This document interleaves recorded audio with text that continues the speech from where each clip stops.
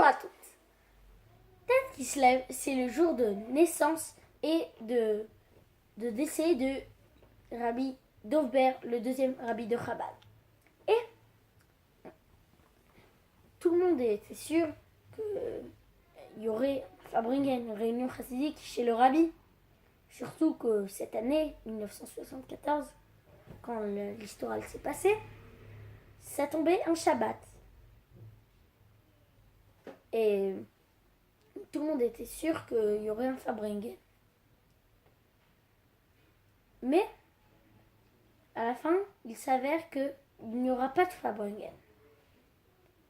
Tout le monde était étonné. Et, après quelques temps, on a découvert la raison pourquoi il n'y avait pas de Fabringen. Donc, dans la communauté, il y avait un jeune garçon avec une couleur de peau différente et ses camarades de la classe lui embêtaient. Et sa mère a envoyé une lettre au rabbi et elle a tout écrit comment ça s'est passé. Et le rabbi a demandé à un de ses secrétaires de s'occuper de ça. Et ce Shabbat-là, tête qui se lève, c'était le jour de sa bar mitzvah. Et ça se passait dans une autre choule. Et le rabbi savait que si il allait faire un Fabringen, les chassidim qui sont là-bas auront fait vite le kiddush. Et pour venir au Fabringen à 13h30.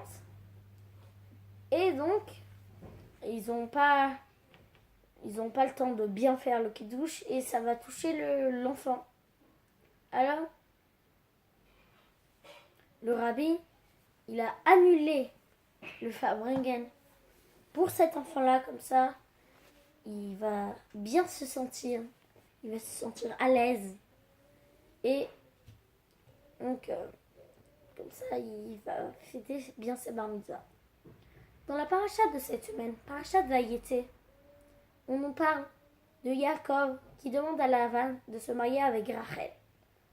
Mais Lavan, le trompeur, lui donne sa fille Léa à la place de Rachel.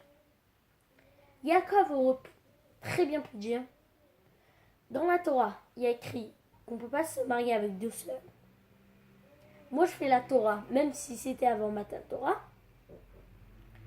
Alors, il aurait très bien pu dire, non, je peux pas me marier avec Rachel, parce qu'on n'a pas le droit de se marier avec deux sœurs. Mais, Yaakov, il a dit, il s'est quand même marié avec Rachel, parce que, juste pour qu'elle se sente bien. Comme ça, parce qu'elle voulait se marier avec Yaakov. Et là, Léa, elle arrive, elle se marie avec lui. Et alors, Yaakov, il a mis de côté son bien à lui. Et il a fait pour quelqu'un d'autre. Alors, l'enseignement, il est qu'il faut donner de soi-même, de son spirituel pour le bien d'un autre. Et il faut ressentir sa sensibilité et lui aider. Et comme ça, on va mériter à la venue de Mashiach. Now, une excellente journée.